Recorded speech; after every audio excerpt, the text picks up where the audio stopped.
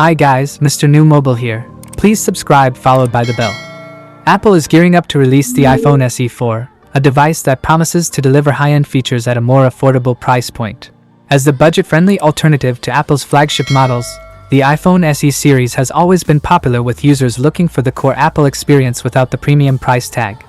The upcoming SE 4 is expected to carry significant upgrades in terms of performance, design, and camera capabilities while introducing new features typically seen in Apple's higher-end phones. The iPhone SE 4 is expected to hit production lines by late 2024, with a consumer release targeted for March 2025. The device represents a significant upgrade over its predecessor while maintaining relative affordability. The iPhone SE 4 is anticipated to see a price increase compared to its previous model, the iPhone SE 3, which was originally priced at $429. With the new model, the cost is expected to range from $499 to $549. The iPhone SE 4 introduces a modern notch display design, marking a significant departure from previous SE models' dated appearance. The device features a 6.06-inch OLED panel with a 60 Hz refresh rate, complemented by a notch housing the Face ID sensors and front camera. The camera setup receives a substantial upgrade with a 12MP front camera supporting enhanced selfie capabilities and Face ID integration.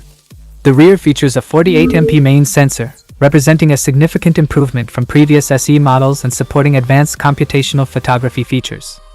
The device will be powered by Apple's A18 chipset, shared with base iPhone 16 models, ensuring robust AI processing capabilities.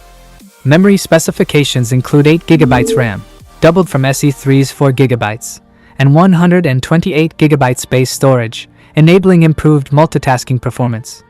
Battery capacity sees a substantial increase to 3,279 mAh, up from SE3's 2,018 mAh.